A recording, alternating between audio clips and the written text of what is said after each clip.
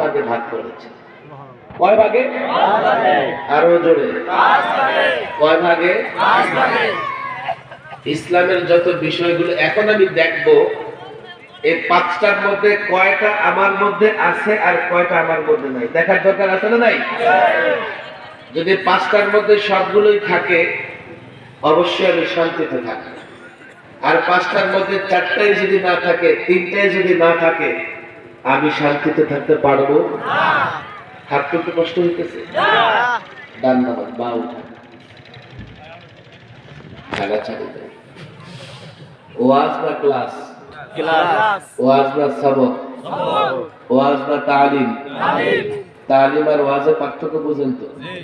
ছাত্রদেরকে যখন তালিম দেই, যা দেই পরে ওস্তাদকে শোনানো লাগে।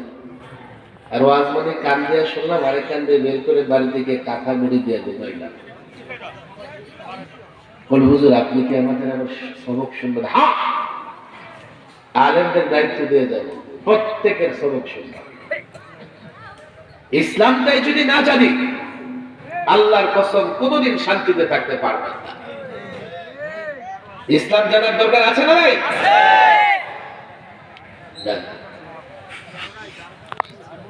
মুরব্বীদের উঠানো দরকার। আপনারা শুনে তাকায় তাকায় দেখেন, লম্বা লম্বা আকাশে দেন, আকাশটা ছোঁয়া যায় কিনা?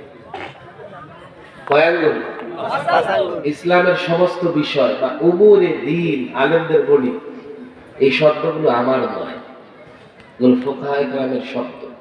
উমুরে দ্বীন, দ্বীনের বিষয়গুলোকে ফুকাহায়ে কেরাম কয় ভাগে ভাগ করেছে?